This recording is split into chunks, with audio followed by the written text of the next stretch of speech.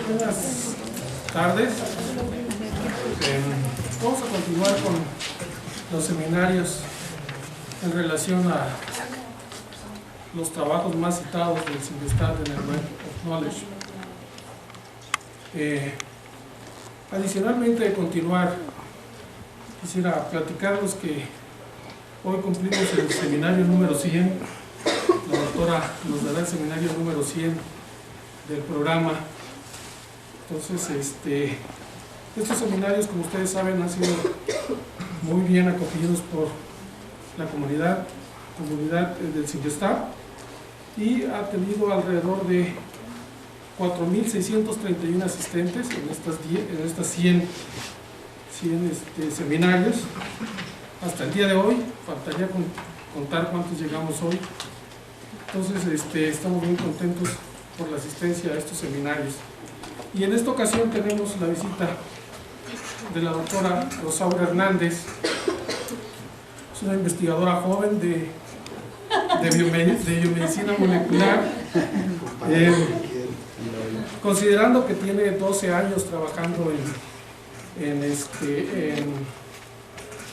que se ha enfocado a dilucidar los mecanismos epigenéticos que regulan la expresión coordinada de genes en Plasmodium falciparum, que como ustedes saben es un parásito que produce las formas más severas de malaria y también es el responsable de causar anualmente más de 2 millones de muertes en el mundo. La doctora Rosaura Hernández es profesora titular 3D del Departamento de Biomedicina Molecular, es nivel 2 del SNI, ha publicado alrededor de 40 artículos en esta área y además ha tenido colaboraciones muy exitosas con institutos de París, Francia, aquí con la Universidad Autónoma de México, el Instituto Pasteur, con algunas facultades de la propia Universidad Nacional Autónoma de México, como la Facultad de Estudios Superiores de Iztacala. Entonces tiene prácticamente una red de gente con la que ha estado colaborando y ha tenido resultados muy interesantes, de los cuales hoy vamos a oír algunos. Muchísimas gracias, Rosaura. Antes que nada, muchísimas gracias por la invitación. No me gustaría platicar del 100, pero bueno, qué bueno. Y el día de hoy les voy a presentar parte del trabajo que realizo en el Departamento de Biomedicina Molecular. Y como ya les dijo Fernando Navarro, yo me he concentrado a trabajar con un parásito protozoario que produce la parasitosis más importante a nivel mundial. Y bueno, pues a continuación les voy a platicar algo de lo que hacemos en el laboratorio. Bueno, pues el paludismo o la malaria es una enfermedad producida por un parásito protozoario del género Plasmodium, y solamente son 4 de sus especies las responsables de producir enfermedades en el humano, como es Plasmodium vivax, ovale, malaria y Plasmodium falciparum. Este último va a producir las formas más graves de la malaria y es el responsable, como ya comentó el doctor Navarro, de producir más de 2 millones de muertes cada año. El ciclo de vida de este parásito es complejo y requiere de la participación de 2 hospederos. Uno de ellos es la hembra del mosquito anófeles y el otro es el humano. En la hembra va a ocurrir un ciclo sexual, mientras que en el humano va a ocurrir 2 ciclos asexuales. Este ciclo comienza cuando la hembra infectada inyecta a través de su picadura miles de esporozoitos, los cuales viajarán a través del torrente sanguíneo para llegar al hígado, en donde en el interior de los hepatocitos permitirá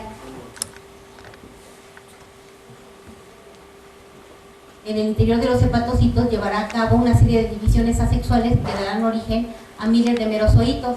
Estos merozoitos ahora serán factibles de que puedan infectar a los glóbulos rojos sanos para de esta manera iniciar el ciclo intraeritrocítico, el cual es el causante de las formas más graves de malaria y por lo tanto ha sido el más estudiado.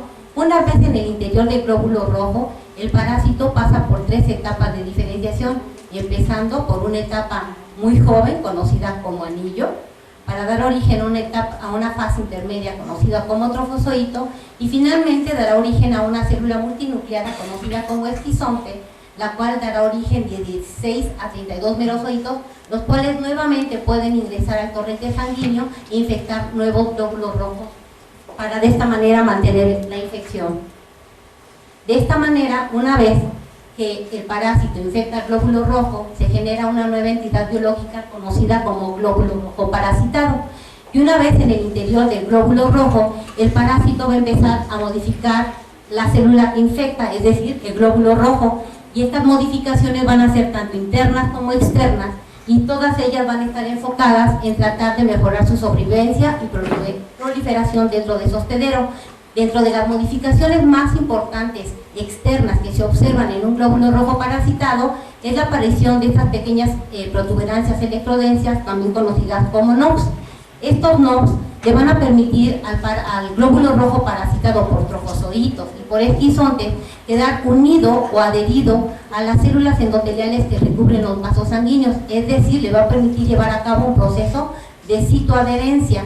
Pero estos NOx no solamente sirven para que, y esta citoadherencia es muy importante, ya que de esta manera el parásito evita ser llevado al vaso en donde normalmente sería destruido.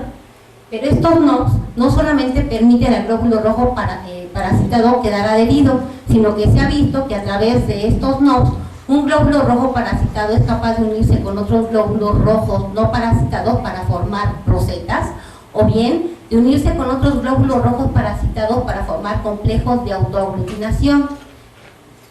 Y es la unión de estas rosetas, de estos complejos de autoaglutinación o de un glóbulo rojo parasitado, las células endoteliales que recubren los vasos sanguíneos, que van a formar trombos, que conducirá a la obstrucción del flujo sanguíneo, a la hipoxia y a un daño órgano específico. Si esta obstrucción ocurre en el pulmón, dará origen al edema pulmonar. Si ocurre en el cerebro, dará origen a malaria cerebral, y si esto ocurre en placenta, se producirá el padecimiento conocido como malaria maternal. Bueno, pues entonces, como ya vimos esta citoadherencia, ¿sí? Empieza por el hígado. Empieza por el hígado. En el hígado se daña, sigue vivo, no pasa nada, se comen parte del hígado, no lo afecta. Si lo afecta, ¿qué le hace? No lo afecta, lo único que va a hacer es, va a alisar algunas células hepáticas, pero el hígado se caracteriza por ser un órgano que se puede regenerar muy fácilmente, entonces realmente no sufre un daño importante.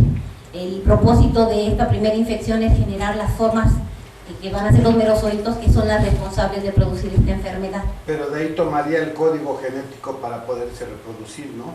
No, para nada. El parásito nunca va a actuar como un virus que secuestra la maquinaria de su hospedero. Este parásito tiene su propia maquinaria, como vamos a ver, que es suficiente para poder sobrevivir de manera muy eficiente en su hospedero. Ok, entonces nada más lo utiliza como hospedero. Lo utiliza como una manera de poder llevar a cabo multiplicación y diferenciación para producir la forma infectiva, que es la formación de los merozoitos, que es la que se requiere para poder producir la enfermedad. Bueno, pues entonces, como ya vimos, la citoadherencia es muy importante, por lo que actualmente se sabe que esta citoadherencia no es un proceso inespecífico, sino que ocurre a través de un ligando y un receptor. Un ligando que está presente en la superficie del glóbulo rojo parasitado y un receptor que está presente en las células endoteliales que recubren los vasos sanguíneos. Si bien el conocimiento de los receptores a los cuales se unía el glóbulo rojo parasitado fue un proceso relativamente fácil. Actualmente se conoce que existen aproximadamente 4 grupos de proteínas a las cuales se une un glóbulo rojo parasitado. La identificación de este ligando no ha sido una tarea fácil y ha llevado aproximadamente más de 30 años para poder dilucidar su posible función. De esta manera, en 1995 finalmente quedó establecido que el ligando es una proteína que es producida por Plasmodium falciparum, secretada y exportada hacia la parte más superior o apical del NOP, y que esta proteína se denomina proteína de membrana del eritrocito parasitado de Plasmodium falciparum, mejor conocida como PFM-PF1. Entonces, si bien ahora ya entendemos cómo este parásito a través de PFM-PF1 puede unirse a las células endoteliales y evitar ser destruido en el vaso, esta acción ahora al parásito le produce un problema, porque si bien Plasmodium falciparum es un parásito intracelular, al exportar proteínas hacia la superficie de la célula que infecta, lo vuelve susceptible o blanco de la respuesta inmune de ese hospedero, por lo que entonces el parásito tuvo que desarrollar otro mecanismo que le permitiera evadir la respuesta inmune de su hospedero, y ese mecanismo ha sido la variación antigénica. En este caso, lo que hace el parásito es, en cada pico de parasitemia, produce una proteína PFP1, de tal manera que el sistema inmune del hospedero va a empezar a montar una respuesta en contra de esta proteína de superficie, pero también el parásito empieza a producir una subpoblación de parásitos que expresan otra proteína PFP1 diferente, de tal manera que cuando se ha montado una respuesta inmune contra esta proteína PFP1, el parásito destruye una población de parásitos que expresan esta proteína PFP1, pero empiezan a proliferar todos los otros. De esta manera el parásito puede mantener una infección crónica por un periodo de tiempo muy largo. Entonces, como podemos ver, esta proteína tiene una función dual, ya que está involucrada tanto en la citoadherencia como en la variación antigénica, dos mecanismos de patogenia que son claves para producir enfermedad en este parásito, por lo que entonces, si esta proteína es la responsable de todo esto, pues tratar de conocer qué genes la codifican y cómo se regula su expresión nos podría permitir tener un mejor conocimiento y desarrollar estrategias más dirigidas para tratar de erradicar su expresión. Por lo tanto, durante muchos años, casi 16 desde que me fui de postdoc, empecé a trabajar con esta proteína, y de esta manera se pudo identificar en 1995 que la proteína PFP1 es codificada por una familia de multigenes que están constituidos por 60 miembros. Debido a que estos genes codifican para la proteína PFP1 que está involucrada en la variación antigénica, a estos genes se les denominó genes VAR. Actualmente se sabe que estos genes VAR se encuentran distribuidos en la región central de algunos de los 14 cromosomas que constituye el genoma de este parásito, pero principalmente en las regiones subteloméricas de los 14 cromosomas de Plasmodium falciparum. Estos genes VAR siempre se van a encontrar adyacentes a una región no codificante constituida por 6 elementos repetidos y siempre al lado de un telómero.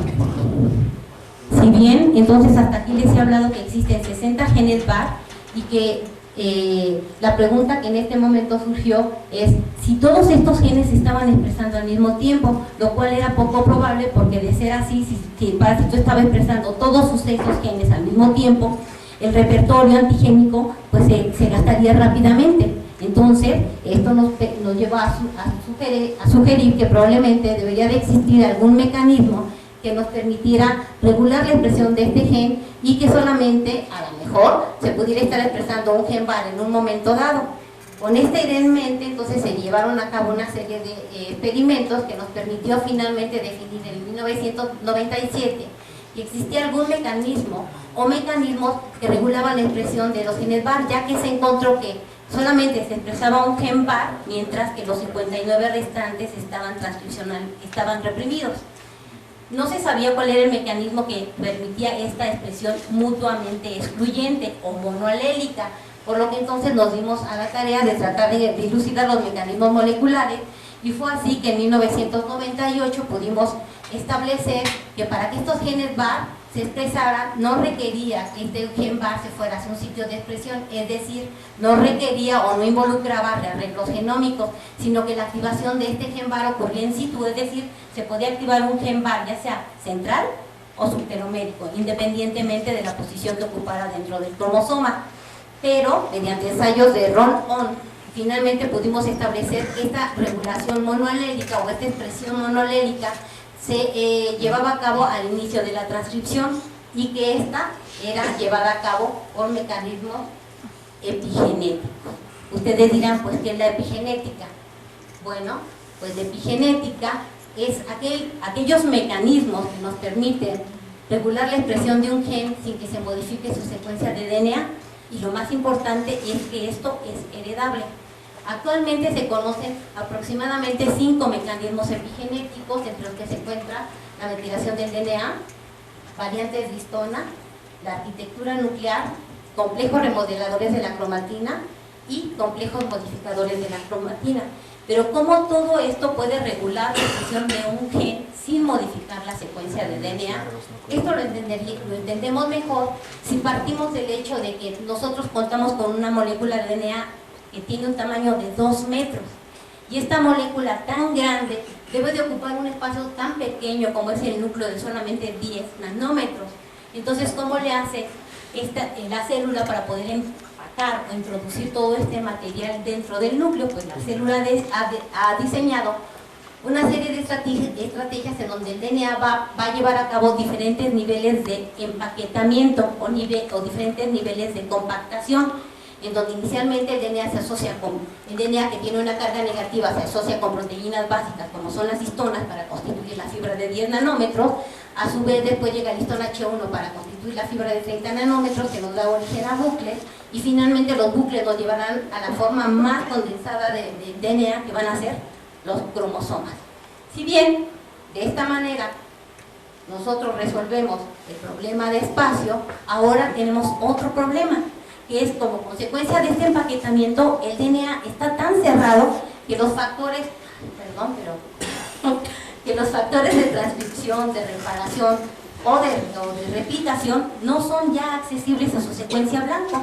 Por lo que entonces, si bien puedo introducir todo este material aquí, ahora ¿cómo le hago para que pueda funcionar esta célula? Pues nuevamente la célula ha diseñado una serie de mecanismos o complejos que le permiten pasar de un estado de cromatina muy cerrada, conocida como heterocromatina, a un estado de cromatina más laxa, conocida como eucromatina.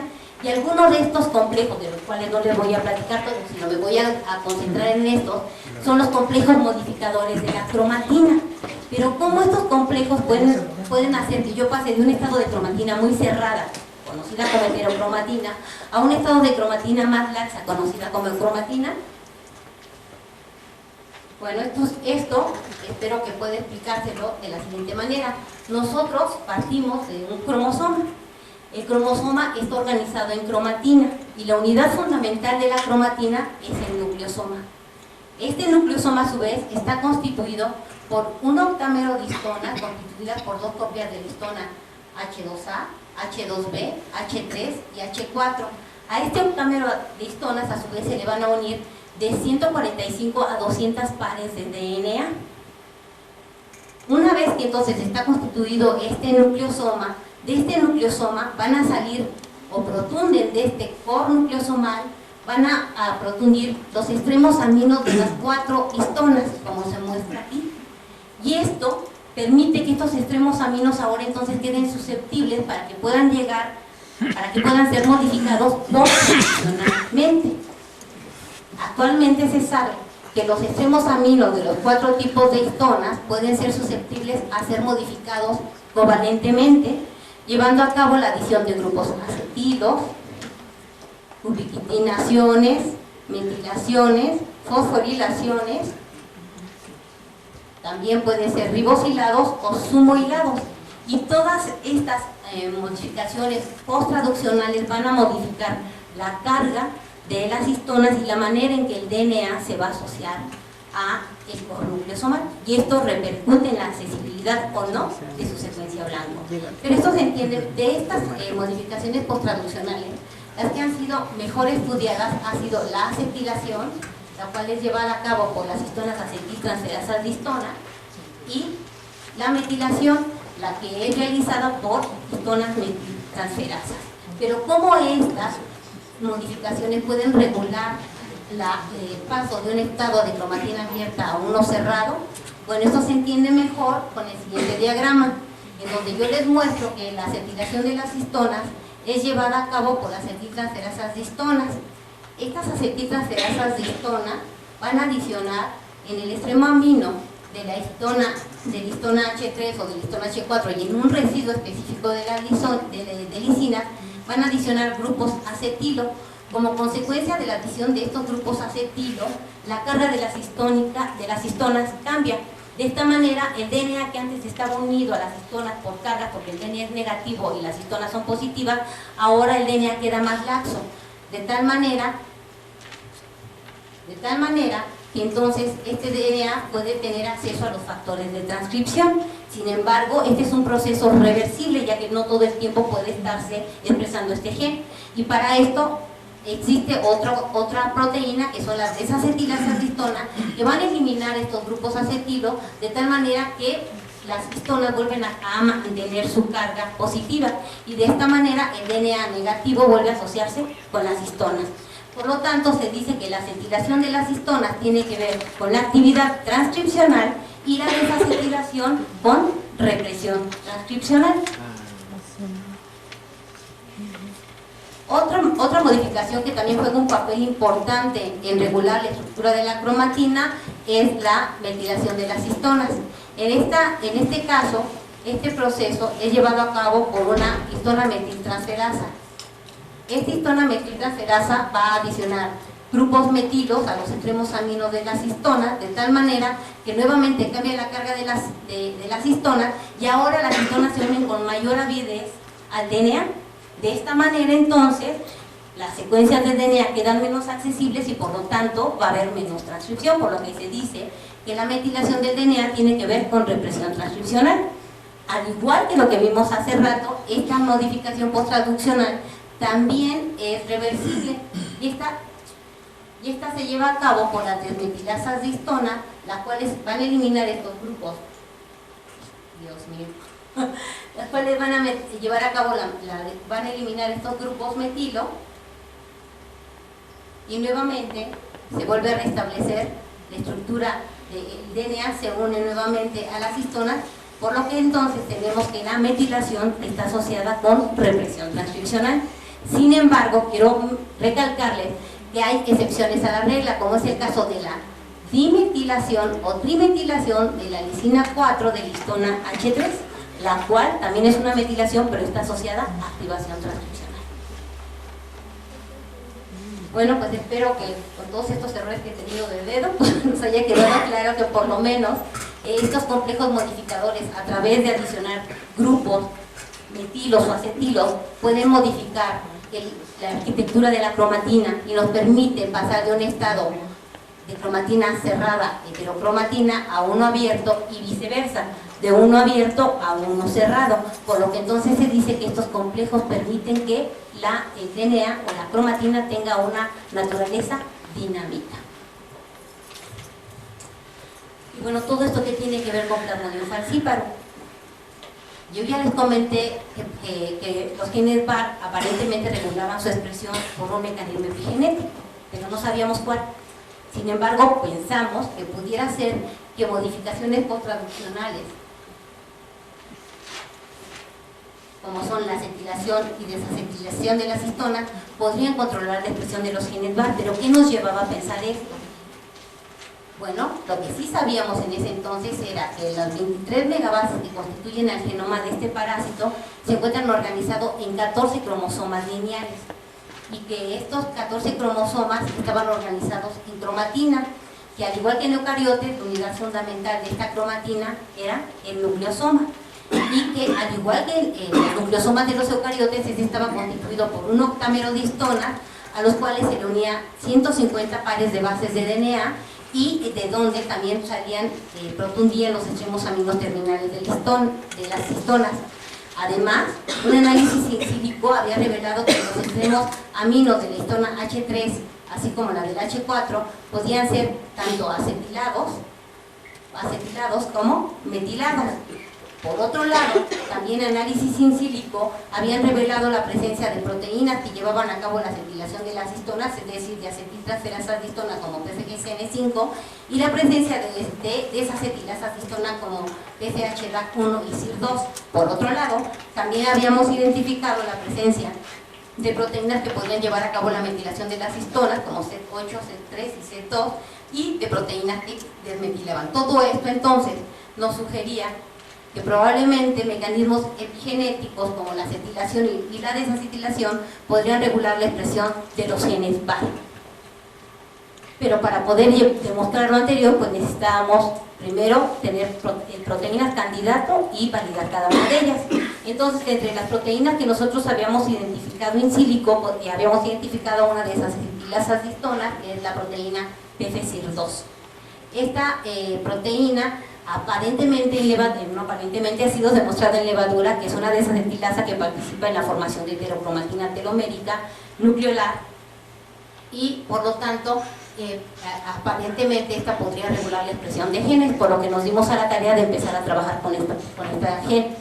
Para poder demostrar que esta proteína participaba en regular la expresión de los genes VAR, pues nuestra aproximación experimental fue obtener anticuerpos dirigidos contra esta proteína, para lo cual lo que está encerrado o lo que está marcado en cajas oscuras representa el sitio catalítico de esta desacetilasa, y a partir de este sitio catalítico, que era muy conservado con los previamente reportados en eucariotes, nos decidimos obtener anticuerpos policlonales contra una proteína recombinante que contenía este dominio catalítico y contra dos péptidos que muestro que están en el extremo amino o carboxilo de este dominio catalítico. Con estos, una vez que se obtuvieron estos anticuerpos, entonces procedimos a demostrar que eran estos anticuerpos, tanto los péptidos, los anticuerpos obtenidos de los péptidos, como a la proteína recombinante, eran capaces de reconocer a extractos nucleares de Plasmodium falciparum, y aquí les muestro que en este caso, tanto el péptido que está en el extremo amino como la proteína recombinante nos reconocían en ambos casos una proteína de 72 kilodaltones, que era el tamaño que nosotros esperábamos. Entonces, una vez que ya tenía no reconocía a extractos de bacterias.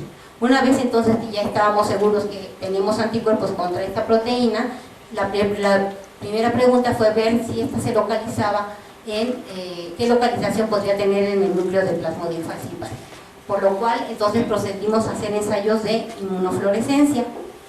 En estos ensayos de inmunofluorescencia les muestro el resultado, en donde el anticuerpo PFCIR2 reconoce que podemos observar que existen dos tipos de señales. Una señal muy fuerte que está polarizada en uno de los extremos del núcleo, que se observa mejor aquí, y después tres señales como pequeños dots, que si lo vemos con el TAPI se encuentran en la periferia del núcleo. Cuando vimos esta señal quedamos sorprendidos, no teníamos idea qué podría ser. Sin embargo, buscando en la literatura encontramos que una señal similar había sido descrita ya para la proteína CIR2 de levadura, y que ellos habían encontrado que la señal que se encontraba altamente concentrada en un polo del núcleo podría corresponder al nucleolo, y que estas señales que se encontraban en la periferia podrían estar asociadas con los telómeros, por lo que dijimos, bueno, si eso es el caso, vamos a probar si está ocurriendo lo mismo para Plasmodium. Entonces obtuvimos anticuerpos contra la proteína NOP1, que es una proteína organizadora nucleolar, que es una proteína específica del nucleolo. Y como podemos ver, cuando yo hago la inmunofluorescencia con este anticuerpo que está marcado con rojo, nosotros podemos ver que solamente hay una señal.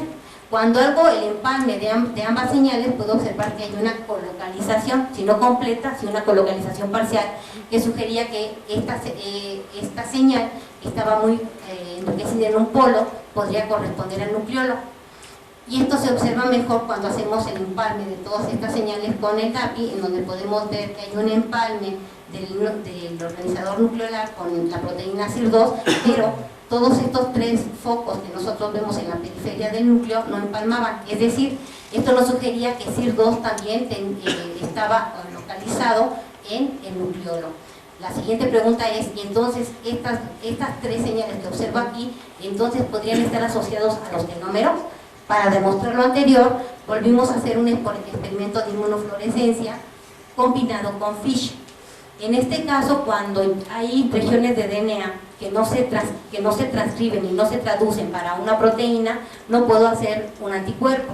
Entonces, la estrategia que la gente ha desarrollado para poder ver en dónde está esa región es utilizar una técnica que se llama hibridación in situ por fluorescencia.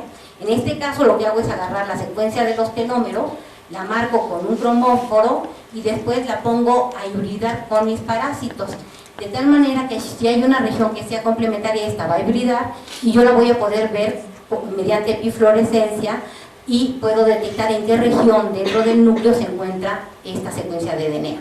Entonces, haciendo un ensayo de inmunofluorescencia combinado con FISH, yo puedo encontrar otra vez que cuando hago la inmunofluorescencia con CIR2, esta me muestra solamente una señal, como hemos visto, enriquecida en un polo y otras señales que se encontraban en la periferia. Cuando yo a esta misma muestra ahora hibrido con los telómeros que están marcados en rojo, yo observo veo aproximadamente 3 a 4 señales, que cuando hago el merge observo que estas señales del telómero colocalizan con las 3 señales que se encuentran en la periferia, lo cual entonces se observa mejor cuando lo vemos en el DAPI, que estas señales en donde están los telómeros que están en la periferia nuclear colocalizan con las 3 señales de PFCIR2, lo cual nos sugería fuertemente entonces que PFCIR2 se encuentra formando parte del nucleolo y también es una proteína que está presente en los telómeros.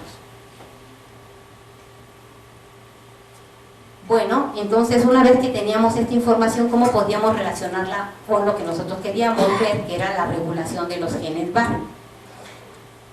Lo que nosotros sabíamos es que normalmente CIR2, para que pudiera ser funcional, debería de estar participando en la formación de esta heterocromatina.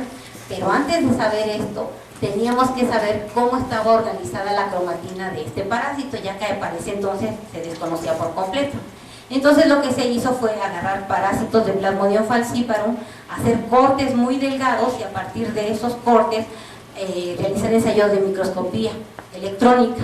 Y este ensayo de microscopía electrónica nos iba a mostrar cómo estaba organizada la cromatina en el núcleo del parásito. De esta manera nosotros encontramos, en esta diapositiva les muestro un esquizonte. Si ustedes se acuerdan, yo les dije que la célula más madura en el proceso de ciclo intraeritrocítico era una célula multinucleada. Entonces aquí les muestro un esquizonte que es una célula multinucleada, en donde aquí les muestro una célula, esta es otra célula, esta es otra célula, y cada una de estas células tiene un núcleo que posteriormente me va a dar origen a un merozoito.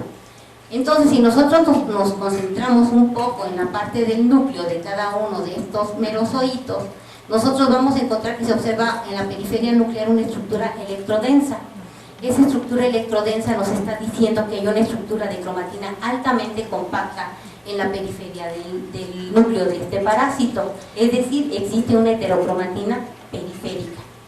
La siguiente pregunta es, bueno, y entonces CIR2 participa o forma parte de esta heterocromatina telomérica, por lo que nuevamente, otra vez, estas secciones ultradelgadas de Plasmodium falciparum se pusieron a interaccionar con el anticuerpo dirigido contra CIR2 y posteriormente se usó un segundo anticuerpo acoplado orocoloidal y les muestro aquí el resultado de la microscopía electrónica, en donde si ustedes observan estos gránulos oscuros que corresponden a la región en donde se unió CIR2, este colocaliza en la periferia del núcleo, es decir, colocaliza con heterocromatina perinuclear, lo cual nos estaba diciendo que PFCIR2 es parte de esta heterocromatina perinuclear. Tomando en cuenta estos resultados, entonces esto nos sugería que las regiones de heterocromatina se encontraban en la periferia nuclear y al no encontrar esta estructura tan compacta en el centro del núcleo, sugería que probablemente la eucromatina podría ubicarse en la región central del núcleo. Para mostrar lo anterior, nuevamente hicimos un ensayo de inmunofluorescencia combinado con FISH. En este caso, para poder identificar a la eucromatina, se utilizó un anticuerpo que ya se había visto que está asociado a marcas epigenéticas asociadas con eucromatina, como es la acetilación. Ustedes recuerdan que yo les había dicho que la acetilación nos iba a hacer una estructura de cromatina más abierta y que era transcripcionalmente activa. Entonces, ya hay anticuerpos comerciales que reconocen a la histona H4 tetraacetilada y mediante este íbamos a poder identificar las regiones en donde estuviera cromatina abierta, es decir, eucromatina. Y como les muestro aquí, en el primer panel les muestro a los núcleos de los parásitos teñidos con DAPI. En el segundo panel son los mismos parásitos que ahora fueron incubados con el anticuerpo que reconoce a la histona H4 tetraacetilada. Y cuando hacemos el empalme de ambas imágenes que se muestra en esta imagen, nosotros podemos ver que nos cambia un color azul más pálido y que este se ubica normalmente en el interior del núcleo, ¿sí? Cuando esta misma muestra ahora es utilizada para llevar a cabo un ensayo de inmunofluorescencia con el DNA telomérico, nosotros encontramos 3 o 4 señales que son los clústeres teloméricos. Cuando hacemos el empalme de la histona tetracetilada con los telómeros, lo que nosotros observamos es que cada una de ellas ocupa un lugar completamente diferente, es decir, son excluyentes. Tenemos a la parte de cromatina en el centro, mientras que los telómeros que ya vimos que están en la región asociados con CIR2 y CIR2 con heterocromatina se encuentran completamente deslocalizados, ¿sí? Este resultado se observa muchísimo mejor cuando nosotros hacemos el empalme de todas estas imágenes y podemos ver que la región de acetilación o todas las histonas acetiladas están en el interior del núcleo, mientras que los telómeros, que ya habíamos visto que están asociados con CIR2 y CIR2 con heterocromatina, se encuentran en la periferia nuclear. Esto entonces nos decía que la cromatina se encuentra en la región central de los núcleos de Plasmodium falciparum y nos sugería entonces que el núcleo de este parásito está compartimentalizado en una región central en donde se encuentra la cromatina altamente enriquecida en histonas acetiladas, por lo tanto cromatina y laxa y transcripcionalmente activa, y una región periférica en donde se encuentra una región de cromatina altamente compacta, transcripcionalmente inactiva y que está asociada con la proteína CIR2. Si esto era cierto, entonces nosotros tenemos que nuestro núcleo compartimentalizado tiene una región de cromatina en la región central, una región de heterocromatina en la periferia, y que en la periferia se encuentran los clústeres teloméricos. Si esto es cierto, entonces esto nos diría que los telómeros de los cromosomas de este parásito, al estar en esta región de heterocromatina, tendrían que tener una estructura de cromatina más compacta que el resto del cromosoma. Si esto era cierto, ¿cómo lo podríamos demostrar? Para lo cual entonces decidimos llevar a cabo un experimento que se llama chromosome painting, que en realidad en lo que consiste es que en este caso diseñamos una serie de sondas para el cromosoma 2 que se encontraban ubicadas en la región telomérica, subtelomérica y 4 de ellas en la región central. De tal manera que nosotros, cada una de estas sondas se marcaron con un fluorocromo y se pusieron a hibridar entre sí. Normalmente, cuando dos regiones de DNA están cercas en un ensayo tipo FISH, se pueden observar como dos señales que se empalman o que están asociadas a una distancia menor que 10 kb. Entonces, nosotros íbamos a ver que, como está marcado en el esquema, estas sondas se ubicaban a distancias muy grandes, 130, 170, 150 y 10 kilobases. De tal manera que normalmente nosotros, cuando hiciéramos el experimento de FISH con este par de sondas, deberíamos de ver que ninguna colocalizara, porque están fuera del rango que puede observarse para dos regiones que se encuentran cercanas. Mayor de 10 normalmente se observan separadas. Entonces, pues, ¿qué fue lo que observamos? Nosotros empezamos a trabajar con las sondas centrales. Esta sonda que está marcada aquí en azul y esta en amarillo, cuando las veíamos por el microscopio de bifluorescencia, observábamos dos señales que, si bien están relativamente cercas, no colocalizan. Cuando nos vamos a otras sondas centrales, observamos que estas dos sondas que están ubicadas a una distancia de 150 kilobases tampoco colocalizan. Y lo mismo ocurre para estas dos sondas que están ubicadas en la región central del cromosoma 2, no colocalizan. Pero para nuestra sorpresa, encontramos que las ondas que se encontraban entre los telómeros y las regiones subteloméricas, pese a tener una distancia de 130 kilopares de base de separación, sí colocalizaban. Esto entonces lo que nos sugería era que probablemente los extremos de los cromosomas de este parásito presentaban una estructura más compacta, de tal manera que regiones de DNA que linealmente están separadas, ahora al compactarse de esta manera se encuentran relativamente cercas y colocalizan, lo cual nos estaría diciendo que los extremos de los cromosomas están más compactados que la región central de un cromosoma en este parásito. Esta era una opción. La otra opción era que bien estas regiones teloméricas y subteloméricas estaban ancladas a la membrana formando loops, de tal manera que regiones alejadas al formar estos loops permitían que se acercaran y por eso podíamos ver colocalizaciones. Lo que era un hecho era que había una compactación diferencial de la cromatina de la región telomérica versus la región central. Bueno, entonces hasta aquí yo les he demostrado que tenemos un núcleo que está compartimentalizado en una región central de cromatina, una región de heterocromatina en la periferia nuclear. Esta región de heterocromatina, CIR2 forma parte importante de esta heterocromatina periférica, y que además CIR2 se encuentra formando parte de la heterocromatina telomérica. Sin embargo, estos experimentos no nos permitían saber si CIR2 se unía a los telómeros o a la región subtelomérica, ya que, como habíamos visto, está tan compacta que la señal que veíamos no nos permitía discernir si se unía a telómeros o a la región subtelomérica. Y esto era muy importante porque posteriormente íbamos a ver si esto podía participar en regular la expresión de los genes VAR. Entonces, para poder mapear con mayor precisión en dónde se está uniendo esta proteína, lo que se hicieron fueron ensayos tipo CHIP, para lo cual los parásitos de Plasmodium falciparum se pusieron en presencia de formaldehído, lo que nos va a generar un cross-linking, que es un enlace covalente entre el DNA y las proteínas. Posteriormente se obtuvieron los núcleos de este parásito. Los núcleos de estos parásitos fueron sometidos a sonicación con el propósito de obtener fragmentos de DNA que fueran de un tamaño de 200 a 500 pares de bases, que corresponden a un mono o dinucleosoma. Y posteriormente, ya que teníamos esta cromatina sonicada, lo que se hace es que se pone en presencia de un anticuerpo, en este caso el anticuerpo CIR2. Y de esta manera el DNA que está asociado con CIR2 va a poder inmunoprecipitar. Este DNA que estuvo asociado a CIR2 fue marcado radioactivamente y utilizado para hibridar en una membrana que contenía una serie de sondas, como eran los telómeros RED20, que es un elemento de los repetidos subteloméricos, y dos genes que se expresan activamente. Entonces, en esta diapositiva les muestro el resultado de este primer chip, en donde por ser regiones tan repetidas, desgraciadamente yo no podía hacer PCR, tenía que recurrir a esta estrategia de dot plot. Y entonces les muestro aquí el material de entrada, en donde podemos ver que antes de que yo haga la inmunoprecipitación, todas las regiones que voy a analizar están presentes.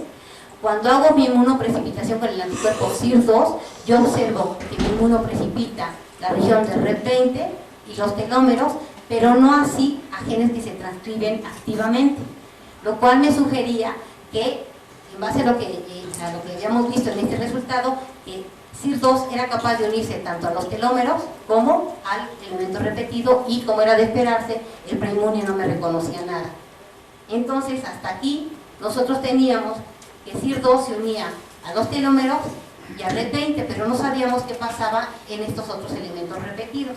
Para esto, entonces, nuevamente volvimos a llevar a cabo un ensayo de CHIP, y como podemos ver en el resultado que les muestro en esta gráfica, esta proteína es capaz de unirse desde los telómeros a través de los 6 elementos repetidos que constituyen la región subtelomérica. Es decir, CIR2 es capaz de generar un gradiente de heterocromatina que va desde los telómeros hasta los elementos subteloméricos. Entonces, si tomamos en cuenta que yo les había comentado que todos los genes VAR subteloméricos se encuentran adyacentes a estos elementos repetidos, cabía la posibilidad de que esta heterocromatina a través de CIR2 pudiera extenderse hacia el gen VAR y de esta manera silenciar la expresión de este gen. ¿Es que esto era posible? Esto era muy posible, ya que se ha visto que en organismos que van desde levaduras hasta eucariotes superiores, como en humano, la heterocromatina telomérica no solamente tiene una función estructural, sino que regula la expresión de genes, ya que se ha visto que cuando se tiene un gen central que es transcripcionalmente activo y este ahora se relocaliza cercano a la región telomérica, esta heterocromatina telomérica y subtelomérica es capaz de extenderse al gen adyacente, y entonces, como consecuencia de esta heterocromatina, va a silenciar de manera reversible la expresión de este gen. Entonces, la expresión reversible de un gen por extensión de heterocromatina se conoce como efecto de posición de telómeros, o TPE. Por lo que entonces, si tomábamos en cuenta, me voy a regresar, que nuestros genes VAR se encuentran adyacentes de esta región de heterocromatina, pues muy probablemente esta podría extenderse y entonces de esta manera regular la expresión por reprimir de manera transitoria la expresión de este gen.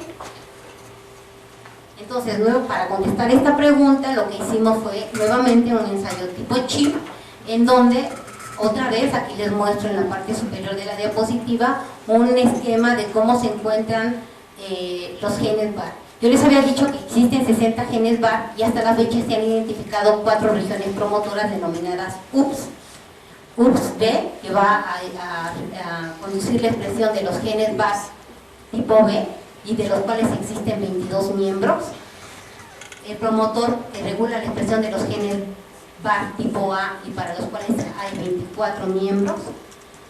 El promotor UPS-E que regula o que conduce la expresión del gen BAR2SA, del cual hay un solo miembro. Y los genes BAR centrales, cuya expresión es dirigida por el promotor UPS-E y de los cuales se han descrito 13 miembros. Entonces, para poder saber si esta heterocromatina podría regular la expresión de un gen BAR, tomamos ventaja del hecho de que solamente el promotor UPS-E dirigía la expresión del gen BAR que iba a unirse a condroitinsulfato, y este gen BAR se le conoce como BAR2SA. De esta manera nosotros tenemos una estrategia en donde podemos jugar con la expresión de este gen y tenemos un sistema en donde bajo ciertas condiciones lo podemos expresar y otras condiciones en las que este gen lo podemos apagar. Entonces, teniendo este sistema, lo que hicimos fue tener parásitos en donde el gen BAR2SA, cuya expresión es dirigida por UPS-E, estuviera apagado, y otra población de parásitos en donde este gen estuviera encendido. Utilizando el anticuerpo anti-PFCIR2, nosotros obtuvimos el siguiente resultado, en donde podemos ver que, como habíamos dicho, CIR2 es una desacetilasa y tiene que ver con represión. Podemos bajar la región de UPS-E cuando está inactivo, no así cuando el gen está activo, es decir, que UPS-E se estaría uniendo a esta región, y esto era corroborado porque también este anticuerpo era capaz de inmunoprecipitar regiones transcripcionalmente reprimidas, como ya habíamos visto, los telómeros y RED20. Entonces, y por otro lado, este resultado fue corroborado mediante un ensayo de PCR, en donde, utilizando el anticuerpo anti-PFCIR2 y el DNA inmunoprecipitado de parásitos, en donde el gen BAR2SA se expresa, como vimos aquí, BAR2SA CIR2 inmunoprecipita BAR2SA cuando está inactivo, pero cuando está activo no lo inmunoprecipita, y por lo tanto yo no soy capaz de llevar a cabo la amplificación de este gen. Esto entonces nos sugería que PFCIR2 era capaz de unirse desde los telómeros hasta la región subtelomérica, y que incluso era capaz de extenderse hacia el gen BAR para silenciarlo de manera transitoria. Este resultado es lo más espectacular que habíamos encontrado, ya que hasta la fecha no había nunca sido demostrado que genes implicados en variación antigénica pudieran ser regulados por un mecanismo de extensión de heterocromatina y por desacetilación de las histonas. Por otro lado, otra cosa importante que se encontró es que hasta la fecha el único mecanismo de TPE que haya sido más descrito, que es el de levadura, esta extensión de heterocromatina abarcaba 3 kilobases. En nuestro caso, esta heterocromatina llega a extenderse hasta 50 kilobases de donde está el telómero. Entonces, una vez que teníamos que aparentemente los genes BAR, en este caso el gen BAR2SA, podría ser regulado por un mecanismo similar al TPE. Entonces, si la acetilación tenía que ver con represión, ¿qué pasaba con la acetilación? Es que la acetilación permitía que este gen se expresara. Entonces, ahora lo que hicimos fue hacer el mismo experimento tipo chip, pero ahora inmunoprecipitando con el anticuerpo que reconoce las histonas acetiladas. Y, contrario a lo que habíamos visto, cuando el gen está activo, este es inmunoprecipitado por las histonas acetiladas, pero no cuando el gen está inactivo. Es decir, estos resultados nos permiten concluir que la acetilación y desacetilación de las histonas regula la expresión del gen BAR2SA. Y en base a esto, nosotros proponemos el siguiente modelo, en donde nosotros tenemos dos telómeros, la región subtelomérica y los genes BAR. Cuando nuestros genes BAR están reprimidos o transcripcionalmente silenciados, nosotros vamos a tener que toda esta región está organizada en heterocromatina a través de la actividad del CIR12. Cuando un gen entonces va a ser transcrito, en este caso BAR2SA, puede haber dos escenarios. Uno de ellos es que el gen BAR en cuestión que va a ser transcrito, la región de cromatina se vuelva abierta, transcripción esté acetilada y como consecuencia solamente la región de este gen se encuentre accesible a los factores de transcripción y por lo tanto sea transcrita, o bien que toda esta región en donde están los genes BAR, RIFIN y otro gen BAR pudieran ser acetilados y tener una estructura de cromatina abierta que permitiera la transcripción de este gen. Entonces, si bien hasta este punto yo les he dicho que aparentemente acetilación y desacetilación tiene que ver con la regular expresión de los genes BAR, no se conocía a ciencia cierta si estas modificaciones se llevaban a cabo solamente en el gen en cuestión o en toda la región de subtelomérica.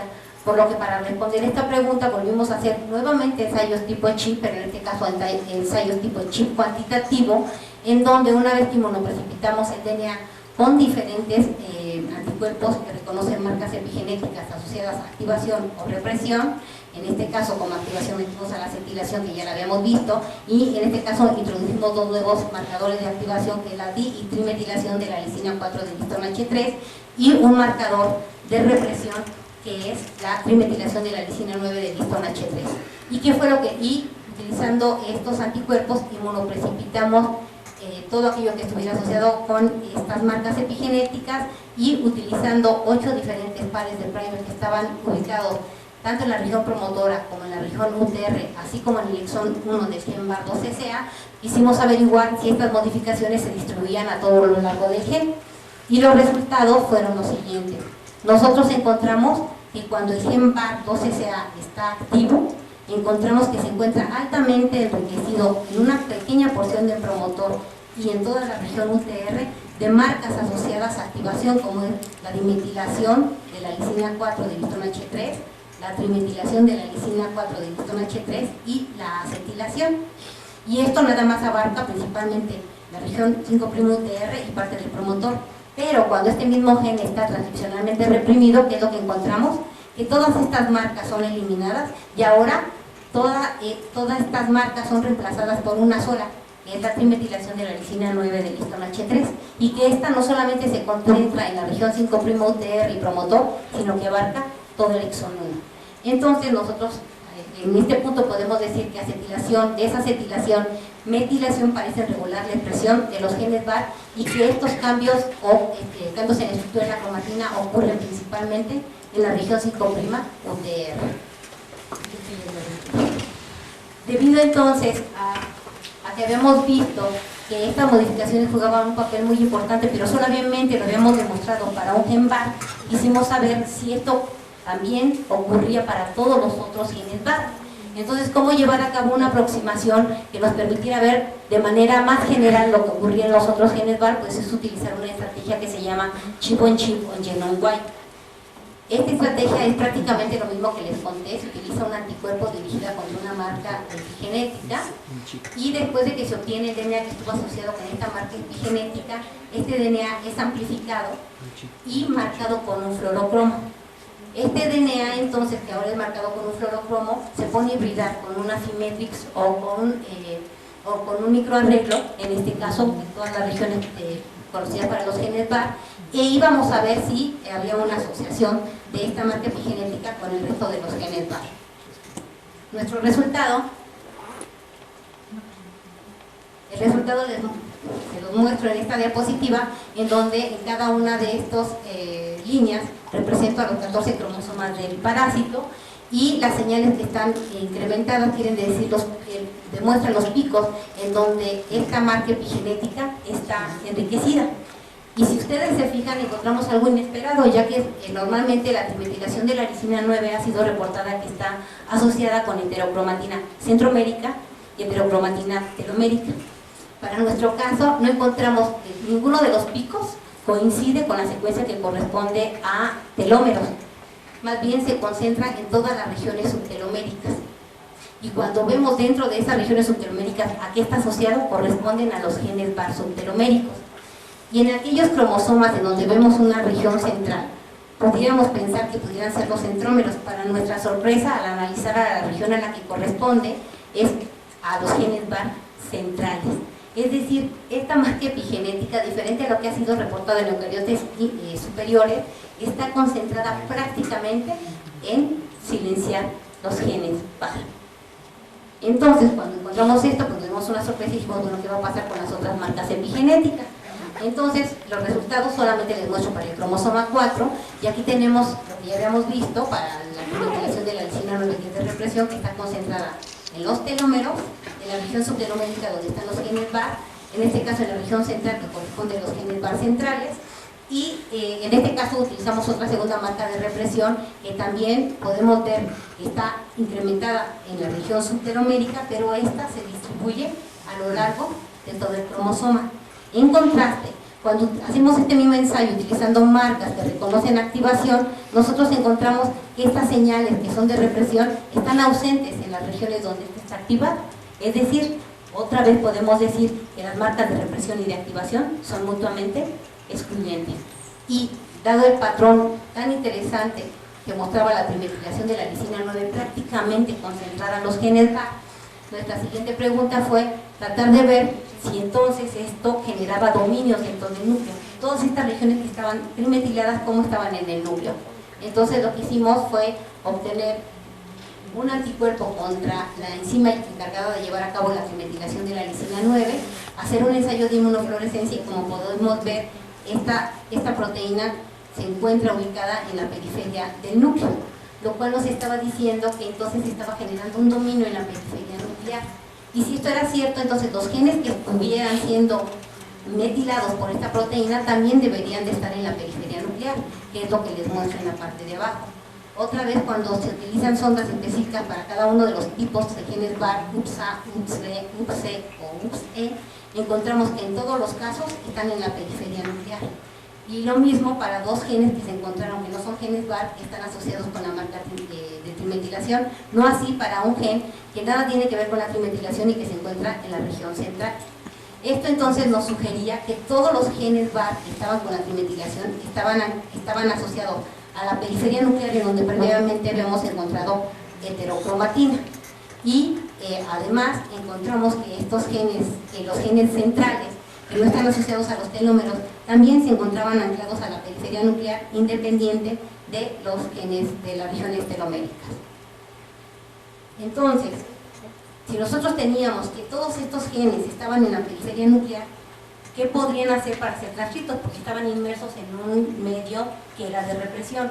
¿Cómo podrían hacerle para transcribirse? Entonces si esto era cierto, la transcripción de estos genes debería de ser excluida de estas regiones de heterocromatina. Para demostrarlo hicimos ahora un ensayo de DNA-RNA-FISH, en donde el DNA se marcó en rojo y el RNA se marcó en verde.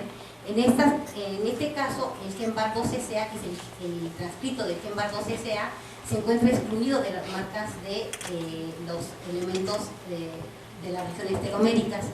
Lo mismo sucede para UPSA, en donde el transcrito está excluido de las regiones teloméricas, y eso mismo se encontró para el UPSB y el UPC.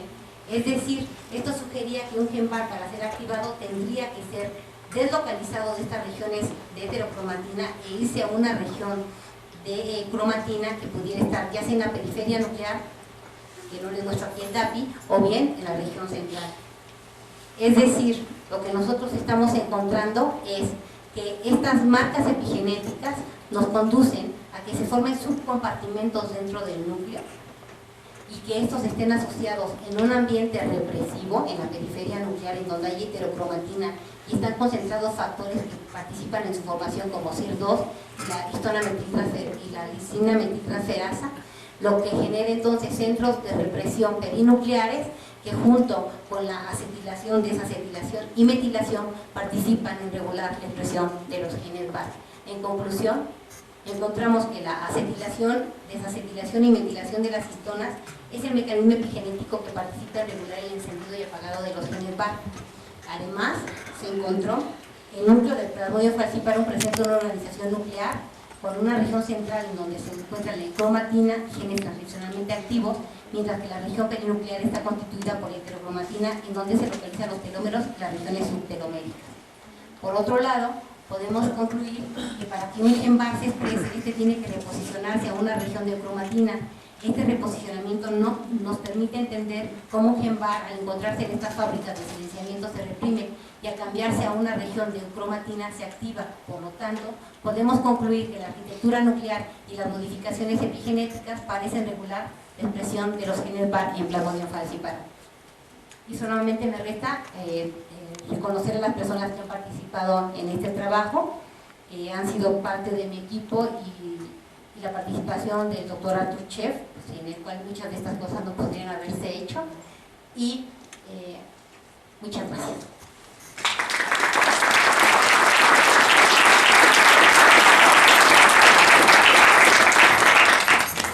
Esta discusión del trabajo es un tema muy interesante, datos realmente fascinantes. Si tienen preguntas, por favor. Hola, buen día. Veo que están elucidando muchos mecanismos por los cuales se regula la expresión de estos genes, pero al inicio de la presentación mencionó que solo son 60 genes VAR, y que precisamente la variación antigénica que presenta el parásito es precisamente el encendido y apagado de estas regiones. Entonces, ¿qué tan factible sería, antes de introducirse en estudiar este tipo de cosas, solo, si ya sabemos cuáles genes son, sabemos que son 60, nada más generar epítopos recombinantes de esos genes y generar una vacuna contra todos los genes? ¿Qué tan viable es? Tienes razón. Sin embargo, si te das cuenta, tengo solamente 60 genes VAR. ¿Sí? Y para genes que viven en zonas endémicas a malaria, estas personas a partir de los 5 años ya generaron, entre comillas, una respuesta que les permite sobrevivir a esta infección. Sin embargo, lo que se ha visto es que 60 genes VAR son muy pocos para personas que viven toda su vida en una zona endémica malaria, ¿sí? Y 60 genes no nos permitirían explicar que solamente hubiera un switching. Este parásito se divide cada 48 horas y estos genes se encienden un 2% cada generación, de tal manera que 60 es un repertorio verdaderamente pobre. Entonces lo que hace el parásito, ya no les hablé de eso, es que en estas regiones subteloméricas se ha visto que los telómeros del parásito son capaces de recombinar cromosomas heterólogos y de esta manera generan una diversidad utilizando como base solamente 60 genes VAR. De tal manera que si yo miro un gen en este momento y lo miro 5 años después, los genes VAR que yo voy a encontrar, aunque siguen siendo 60, ya no son idénticos. Han generado han llevado a cabo efectos de recombinación que han generado ahora dominios diferentes, por lo cual es tan difícil generar una vacuna. ¿Tienen más preguntas? Sí, adelante. En el ser humano, por lo visto, puede sobrevivir con este problema. De hecho, es causa de 1 a 2 millones de muertes cada año. Lo más terrible que nos puede suceder es que se nos vaya el cerebro, porque ahí no hay manera. Y ¿Infectado cuánto es el tiempo de vida? depende también de cada hospedero, pero normalmente no duras más de 2 o 3 semanas después de que esto llegue al cerebro. Okay. ¿Y el animalito, el que hace la otra parte? La mosca. Eso. El mosquito, ajá. ¿Y ese vive, muere? ¿Qué le pasa? ¿Quién sabe? No, pues él vive recontento, quitando y esparciendo la infección. Sí, pero no le afecta a él. No le afecta a nadie. Es inmune a eso. Lo único que hace es transmitir la infección. Pero en él se reproduce también, ¿no? Sí, en el parásito lleva a cabo una reproducción sexual. En el humano todas las reproducciones son asexuales y en el mosquito se lleva a cabo una reproducción sexual que todavía incrementa la variabilidad de los genes. Gracias. Sí, adelante. Todos los 60 genes están en cada célula del trofozoito. ¿Y cómo explican la selección para el silenciamiento de la mayor parte de los genes y la expresión de uno solo. Vaya, lo que yo les platiqué es una pequeña parte de la historia. Y esto estoy hablando solamente de algunos mecanismos epigenéticos. No se tiene todavía dilucidado con precisión qué es lo que determina que se encienda uno y se apague el otro. Lo que sí se ha visto es que no está programado, pero que sí hay una tendencia a que se expresen más ciertos genes, como son los tipo A, y que los que menos se tardan más en expresarse son los C. El mecanismo por lo cual esto ocurre no se sabe.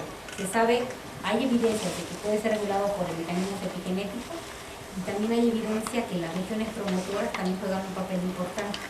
Y en este caso, todavía es más sorprendente porque se ha encontrado que el gen codifica está constituido por 2 exones separados por un intrón. Y río arriba tiene su región promotora.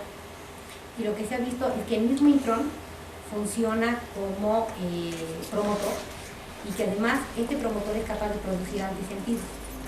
De tal manera que en algunos los genes VAR se van a transcribir principalmente en la etapa de nicho. Y lo que se ha visto es que durante la etapa de trofosio de quisontes, este promotor del intrón produce una gran cantidad de RNAs antisentidos que van a bloquear la expresión de todos los 59 restantes y nada más dejan el uno que escapó porque se transcribió en anillo y ya no puede ser bloqueado por la expresión del antisentido, ¿sí? Por otro lado, se ha encontrado que este promotor, este intrón, también tiene capacidad de un insulator. Es decir, lo que se ha visto es que en algunos casos, para que este promotor de un gen VAR quede reprimido, se necesita que funcione el promotor del intrón y el promotor del gen, y que estén en pares. Si yo en algún momento quito el intrón y nada más dejo que funcione con el promotor del gen, entonces se transcribe todo el tiempo. Entonces no sabían cómo funcionaba el intrón, el promotor del intrón, en que hiciera pares y permitiera la activación. Actualmente se sabe que tiene una secuencia que lo que hace es que lo lleva hacia la región de heterocromatina en donde lo silencia. Y entonces, pero todavía con precisión, y yo te pueda dibujar una foto con todos los elementos ensamblados, no la tengo. ¿Y cuál es la estrategia que se sigue ahora para generar vacunas contra los modos? Qué bueno que me hizo la pregunta. Durante mucho tiempo, bueno, cuando Patarroyo empezó con esto de generar pequeños epítopos que fueran multietapa, multiestadio y multigénico, todo el mundo pensó que esto iba a ser la panacea, y de hecho se empezó a hacer con Plasmodium y Patarroyo empezó a trabajar con eso. Sin embargo, se dieron cuenta de que esto no era factible. Entonces, cuando finalmente en el 2002 se liberó el genoma del Plasmodium falciparum, dijeron, ya lo hicimos, porque pues ya conocemos todos los genes, conocemos todas las proteínas y vamos a encontrar un candidato. Pero no ha sido así de fácil.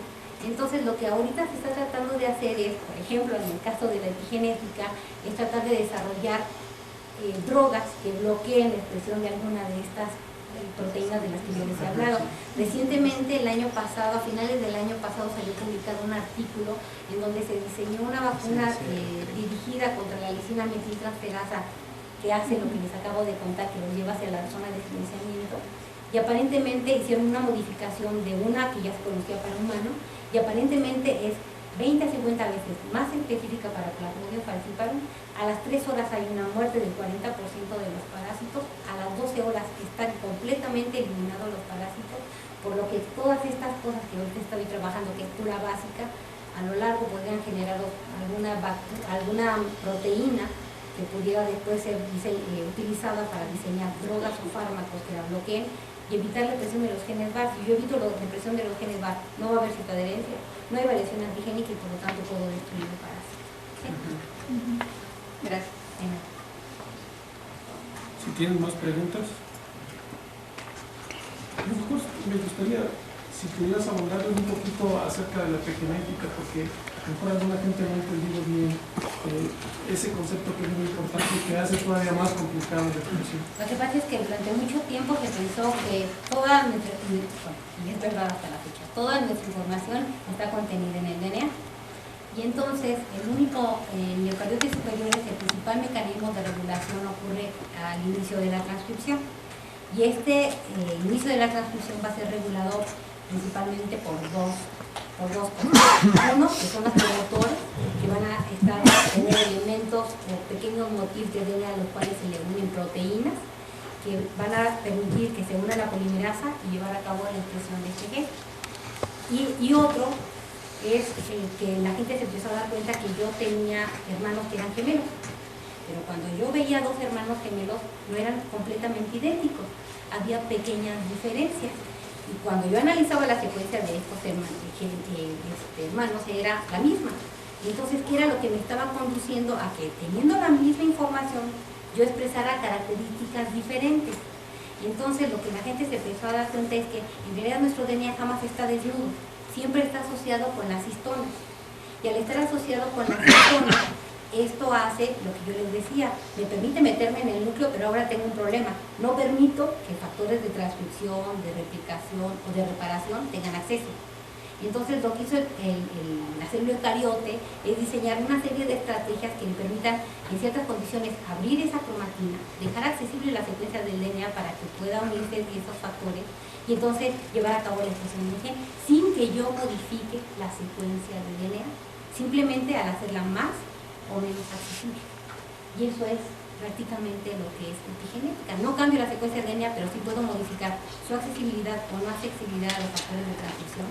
Hay otra que también es un campo muy bonito, que es el de las variantes de histonas. Antes pensábamos que nada más había 4 histonas.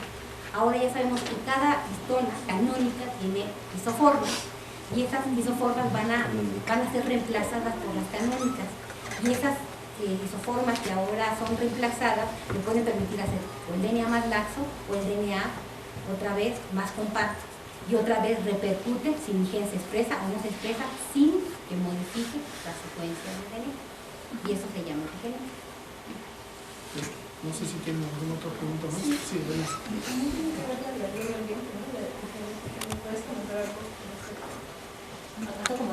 Bueno, sí influencia el medio ambiente, por supuesto que sí, pero por ejemplo, donde se ha visto más esta cuestión de epigenética un poco con el medio ambiente, pero en el mal uso de las cosas es en la drogadicción.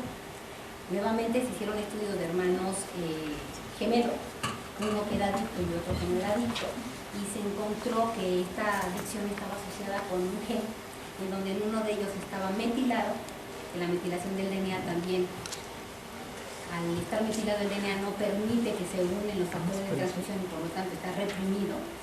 Se dieron cuenta que esto hacía que uno tuviera mayor avidez por seguir utilizando droga y la otra persona. Entonces, Sí, si alguna propuesta modelos matemáticos. pero sería un Sería muy interesante porque si hay lugares donde específicamente se metila y se conoce la secuencia y se puede hacer un modelo matemático. De hecho, lo que estoy intentando hacer es un modelo matemático un poco tratando de ver el posicionamiento de los nucleosomas. En regiones donde hay heterocromatina hay un posicionamiento regulado y ordenado de estos nucleosomas. Y esto tiene que ver con también el contenido, la secuencia nucleotídica del DNA, ya que se ha visto que regiones muy ricas en ACT, sobre todo regiones formadas por tractos muy largos de adeninas o timidinas, normalmente son regiones desprovistas de nucleosomas. Entonces lo que trataron de hacer es, normalmente las regiones promotoras del parásito son regiones muy ricas en ACT, entonces normalmente deberían de carecer de nucleosomas, lo cual no ocurre. Entonces trataron de hacer una correlación entre la periodicidad y en la composición para poder predecir qué regiones podrían estar o no asociadas a cromatina, pero no se llegó, o sea, cuando se hizo el trabajo experimental no empalmó el teórico con el técnico. Eso más que física, más que matemática debería ser física estadística, física de materia blanda, se llama ahora, y trabajan muchas cosas de lo que estás diciendo. Gracias. Yo tengo una pregunta. ¿Alguno de estos, de los 60 genes que tiene un papel principal en comparación con los otros, o todos juegan el mismo papel? Y si es así, si se ha intentado, bueno, ya explicó hace rato un poquito de lo de las vacunas, pero generar una biblioteca de tipos variables con mutaciones al azar solo contra una inmunizar. por ejemplo, solamente para una enfermedad se ha podido asociar un GENBAR con una patología, que es el caso del GENBAR 2CCA. Este GENBAR 2CCA va a codificar para una proteína PCMPC1 que se va a unir al receptor condroitin sulfato A. El condroitin sulfato A es un glicosaminoglicano que está muy representado en la placenta, de tal manera que la malaria placentaria o maternal ocurre principalmente en mujeres que pasan por su mujeres que han vivido en áreas endémicas a malaria y que pasan por su primer embarazo. Entonces se supone que este GENBAR o esta proteína PCMPC1 no se tiene una memoria inmunológica previa, porque es un GENBAR que se expresa de manera poco frecuente, de tal manera que solamente cuando la mujer se embaraza y hay un nicho enorme de condroitin sulfato A, entonces este gen se enciende y va a invadir la placenta. Es por eso que la mujer no puede atacar durante su primer embarazo a estos parásitos y normalmente pierde su bebé. En embarazos posteriores esto ya no sucede. Entonces, tomando en cuenta todo esto, hace muchos años se intentó, de hecho, hay un artículo publicado para GENBAR 2CCA, en donde intentamos obtener una vacuna dirigida contra este GENBAR. Y entonces se tenía el gen, se tenía la estructura, los dominios importantes, determinamos cuáles eran los dominios importantes para poderse unir al condroitin sulfato A, y a partir de ellos tratamos de hacer una vacuna, la cual resultó ser exitosa solamente en las mujeres primígenas, es decir, en las que tenían su primer parto, pero ya no para las mujeres que tenían su parto de múltiple. O sea, nuevamente se vuelve a ver pequeñas recomendaciones que también los epítopos ya no se sesionan. ¿Tienen más preguntas? A lo mejor si nos platicaron brevemente abusando de la epigenética y la herencia. Eso se suena muy interesante porque todos esperamos que la información genética se pase en el DNA, pero en el caso de epigenética.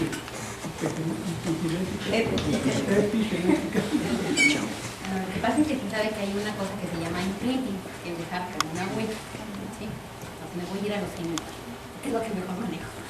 Entonces, por ejemplo, yo les dije que utilizábamos ciertas marcas epigenéticas. La trimetilación de la lisina 4 del listón H3 tiene que ver con activación, lo mismo que la dimetilación.